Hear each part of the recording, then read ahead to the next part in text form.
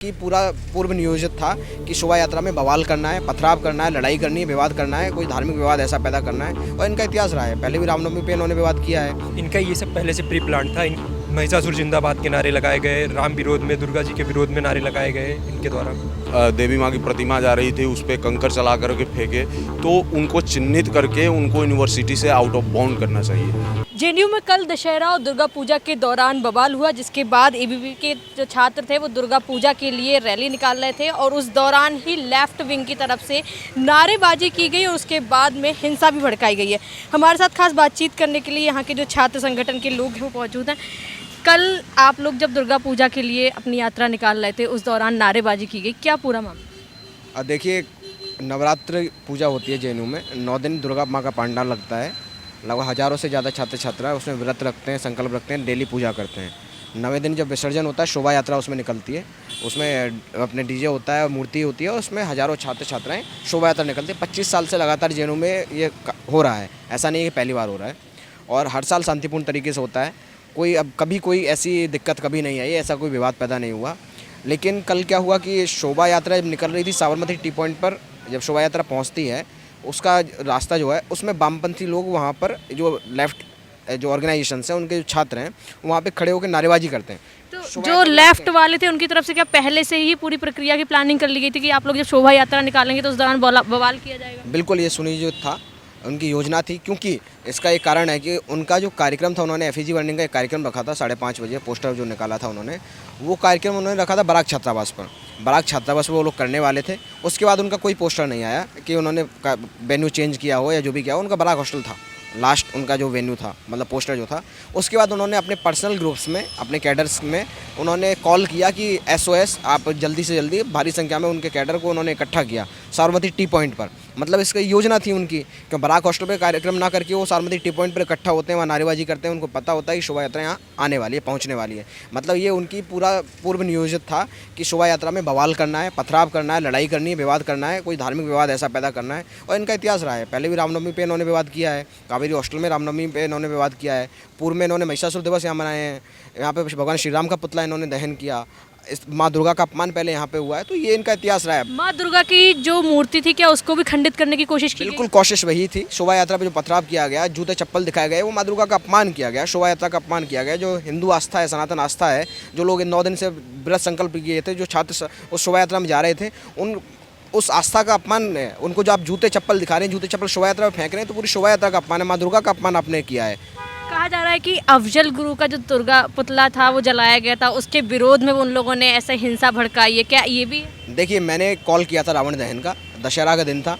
हमने देश विरोधी शक्तियां जो हैं, नक्सली वामपंथी शक्तियां, उनके रूपी रावण का हमने दहन किया था। प्रतीकात्मक दहन हमने किया था कि देश भर से, जब भारत सरकार भी कह रही है कि 31 मार्च तक नक्सल मुक्त भारत करेंगे, और देश भर के विश्वविद्यालयों से जो वामपंथ के अड्डे हुआ करते थे, नक्सली गढ़ हुआ करते थे, वो भी विश्वविद्यालयों से अब की युवा शक्ति उन्होंने साफ कर दिया, वो उस विचार के साथ में नहीं है। तो उसी का हमने प्रतीकात्मक अंत किया। इनके जितने भी नक्सली नेता हैं, बसवा राजू, अफजल गुरु, कानू सान्याल, चारू मजुमदार और ये अपना जी साई बाबा, उमर खालिद, शार्जिल इमाम, हमने सबके चेहरे लगाए और उन नक्सल रूपी रावण का, राष्ट्र विरोधी रूपी रावण का दहन हमने किया।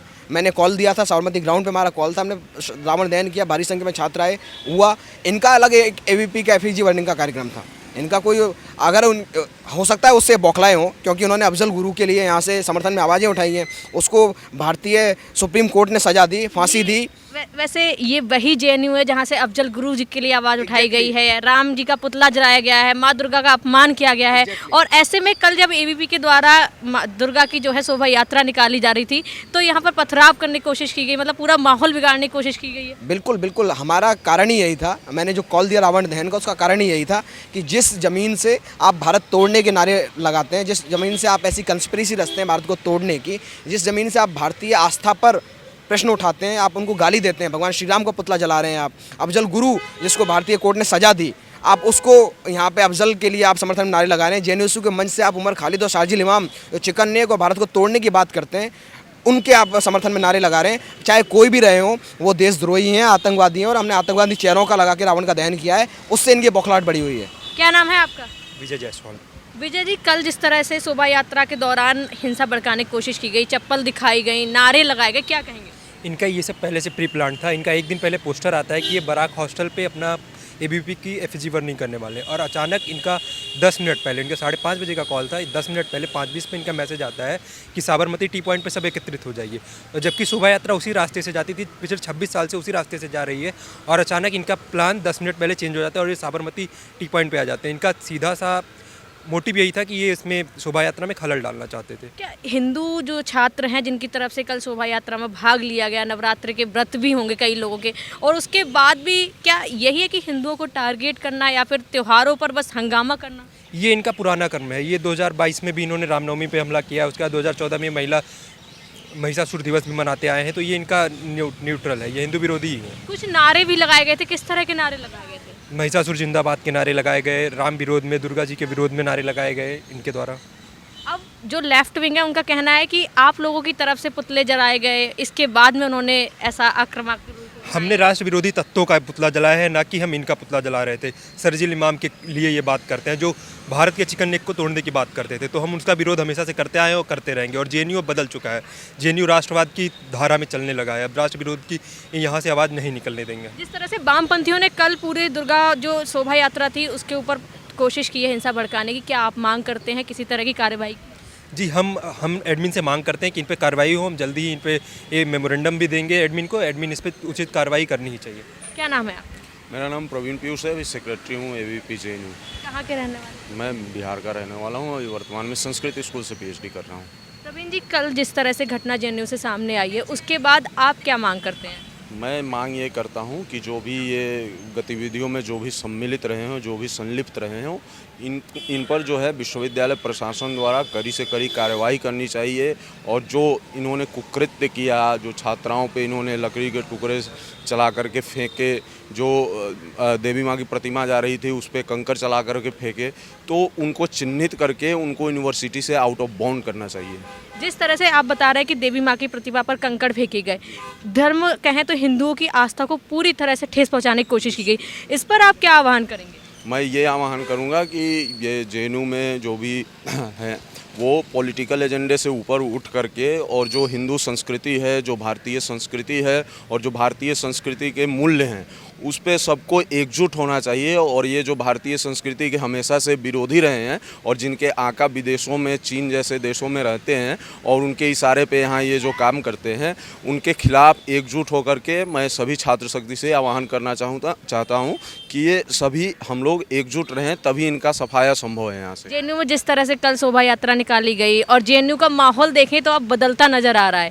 पहले जहाँ वामपंथी नारे लगाए जाते थे, कई तरह की गतिविधियाँ जेएनयू में देखने को मिली, लेकिन पहली बार कुछ पॉजिटिव रिस्पांस जेएनयू की तरफ से आ रहा है। बिल्कुल, निश्चित रूप से पिछले जेएनयूएसयू छात्र संघ चुनाव में ज्वाइंट सेक्रेटरी वैभव मीना जी हमारे जीत करके आए। उसके बाद से जो है एक तरह से कैंपस में, क्योंकि अखिल भारतीय विद्यार्थी परिषद आप देखेंगे कि हैदराबाद सेंट्रल यूनिवर्सिटी हो, पंजाब यूनिवर्सिटी हो, दिल्ली यूनिवर्सिटी का छात्र संघ हो, हर जगह चुनाव जीतते आ रही है। कारण है कि हमारा रेलिवेंस अभी भी बना हुआ है कैंपसेस में, कैंपसेस से बाहर पूरे राष्ट्र में। लेकिन ये जो अपना नैरेटिव जो घिसा पीटा चला रहे हैं पूरा खो चुके हैं। यहाँ तक कि ये महिषासुर की जाति को भी बता रहे हैं कि महिषासुर इस जाति का है और ये इस जाति का है। तो ये तो मैं खुद संस्कृत का छात्र हूँ, मैंने कहीं नहीं पढ़ा कि कहीं पे महिषासुर की जाति का वर्णन हो।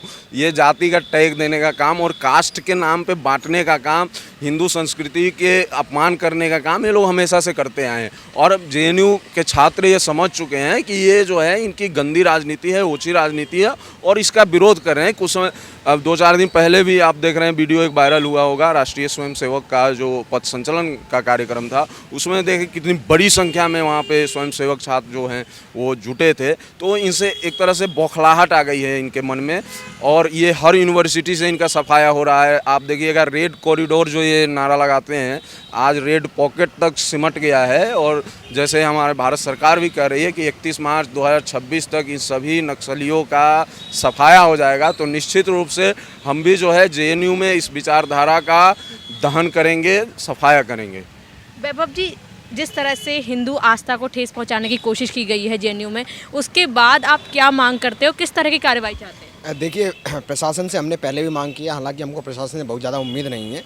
ये सारे काम जो इतने जेएनयू में आज तक होते आए हैं, जेएनयू की इमेज जो ऐसी बनी है, वो वामपंथी को जेएनयू प्रशासन ने हमेशा से शह दी है। वही वामपंथी प्रोफेसर्स जे के प्रशासन में बैठे हुए हैं, वही वामपंथी एडमिनिस्ट्रेशन है उनका जो उनको शय देता है, वो ऐसा काम करवाता है।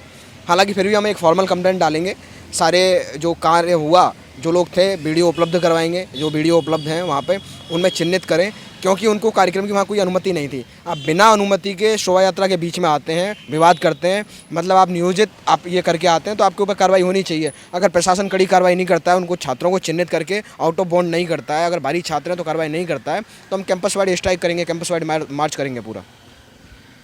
जेएनयू में जो कल हिंसा हुई है, जिस तरह से दुर्गा पूजा जो पंडाल बनाया गया था उसके बाद में शोभा यात्रा निकाली गई थी, लेकिन वामपंथियों की तरफ से उसमें नारेबाजी की गई, चप्पल भी दिखाई गई, यहाँ तक कि दुर्गा माँ की जो मूर्ति थी उसको भी खंडित करने का प्रयास किया गया।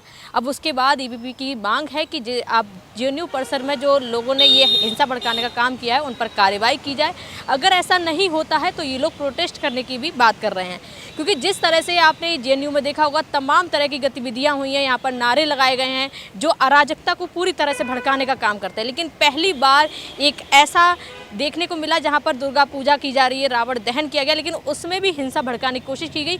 अब जिसके बाद छात्रों की लगातार मांग है कि कार्रवाई कठोर से कठोर होनी चाहिए, क्योंकि ये मामला पूरी तरह से सुनियोजित बताया जा रहा है। वीडियो जर्नलिस्ट आकाश के साथ मैं स्तुति पाठक, न्यूज़ वॉच इंडिया।